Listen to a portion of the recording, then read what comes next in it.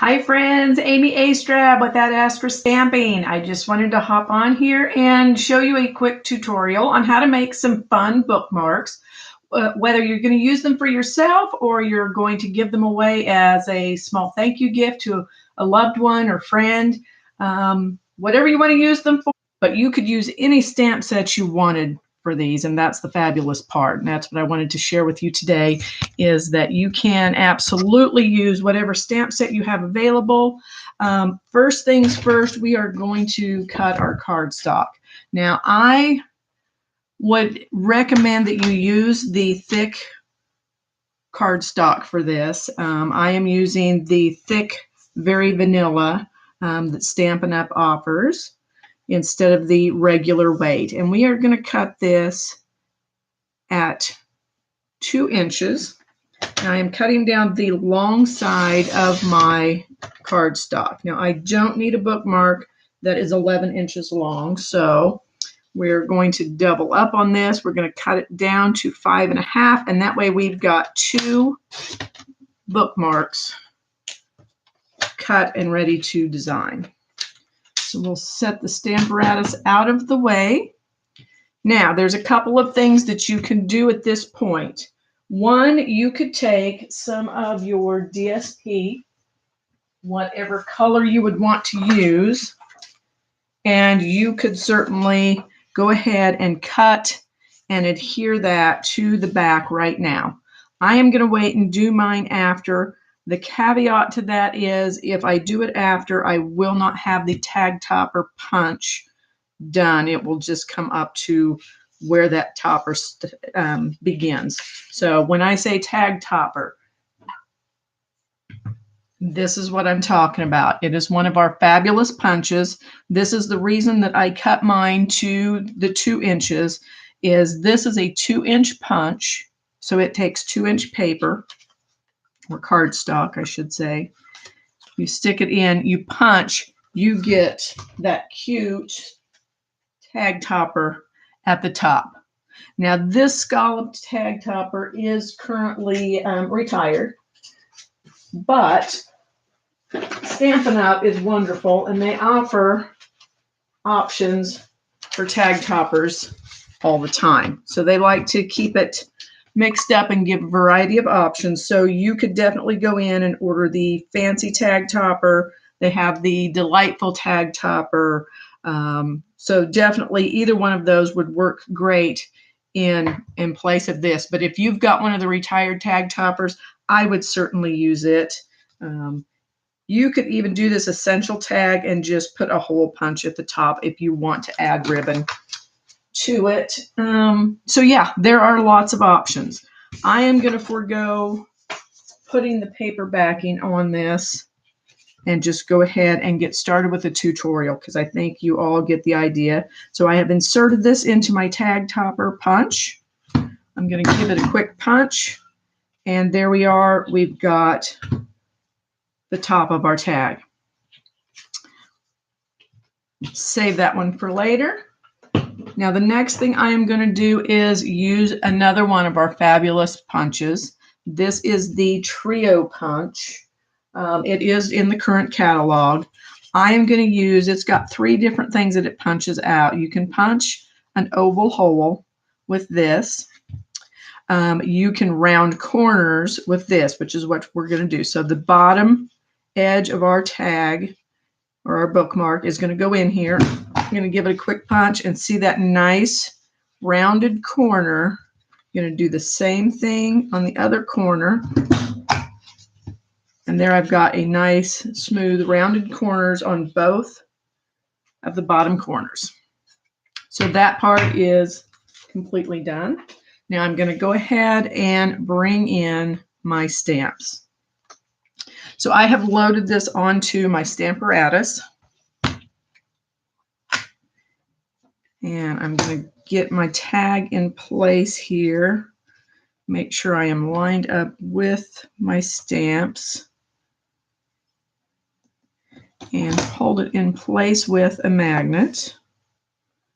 And hopefully one magnet is going to be sufficient.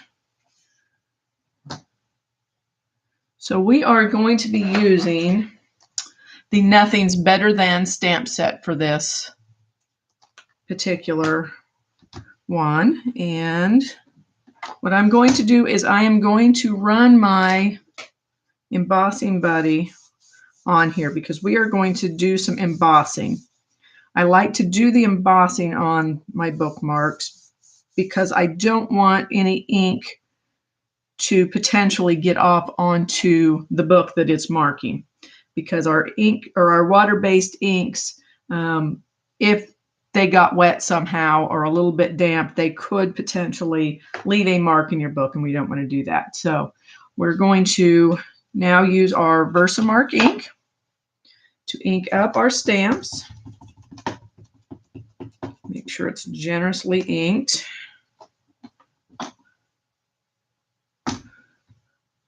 Close down that door. I'm going to go ahead and give it one more inking because my Versamark pad was just a little on the dry side. I re-inked it, but I want to make sure everything's good and sticky for this. In fact, I think I'm going to go, it looks like the T on my chocolate is not very strong, and neither is the words at the top. So you probably cannot see it on camera, but from where I'm sitting, I can see it did not get good coverage. And that is what I love about using my Stamparatus for any of these types of projects. So now that I've got that done, I'm going to grab my heat embossing powder.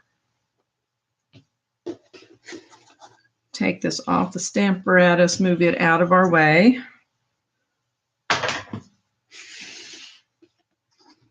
And I just use a little plastic container for mine. I do keep a coffee filter in there so that it makes it a little easier to pour back in the jar. And you totally would not even have to keep it in the jar, but I find pouring it out of the jar is quite handy. So I have got my powder on there. It looks like I got pretty good coverage. I don't have a lot of excess. Thank you to my embossing buddy for that. Not too much to brush away. If you do get little bits that you don't want on there, I've got just maybe the tiny bit down there in the corner, you can always use a little brush, or another fabulous way, if you have the Take Your Pick tool, you can use that sticky putty end and pick up, like I've got a tiny little dot right there. I can easily pick up those tiny little stray dots. Very quick and easy that way. Now I'm going to heat up this.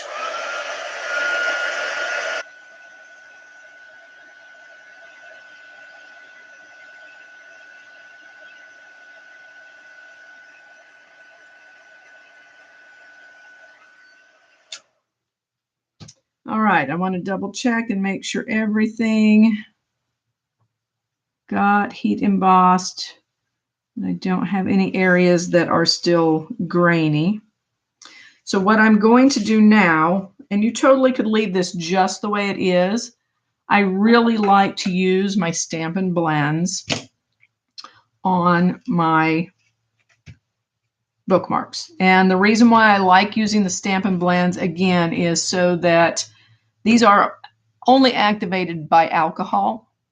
So unless you plan on using isopropyl alcohol while you're reading, you're probably going to be fine, and this is never going to rub off onto your book. Should you use the inks or our regular markers, they are water activated. They could potentially stain your book. So I would not recommend using those. Stampin' Blends are a fabulous tool, though. I am going to go with the bronze, I think, for this one. And I'm just going to very carefully color in the chocolates. Try not to overlap the heat embossing too much because it will react with the alcohol ink. The longer you let it set, the less issues you'll have. but you do want to be very careful and not just color over it. So I am being a little more cautious than I feel like you maybe would want to be.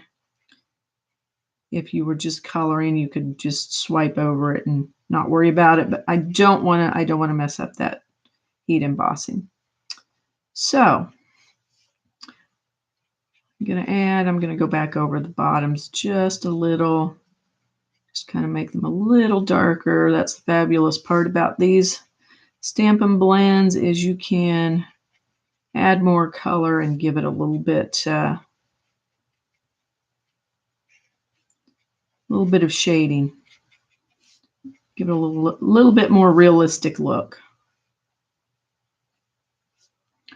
So I am pretty happy with that. And we're just going to move on. So that being said, if you've used Stampin' Blends, you know that they do bleed through. This is why I'm going to recommend that you choose a pretty patterned paper to put on the back. And you could use whatever you wanted. And again, you're just going to cut a 2-inch strip, glue it on the back. I'm going to forgo that right now just so we can move on for time's sake. I think you've got that part down. I'm sure you can handle that. Next thing you're going to want to do is super simple. You're just going to grab some pretty ribbon. I am going to go with the cinnamon cider. Had to think about that for a second. And you're probably going to want about 5 or 6 inches of ribbon for this. Now there's a couple ways you can do this. You can slip it through there and tie a knot. Or the other way I like to do it is to slip both ends through and tuck them back up into the loop on the back and snug it up. You can easily pull that back off if you want to. It's not tied in a knot. So you could change it out if you wanted. Or like I said, you could certainly just go ahead, stick it through.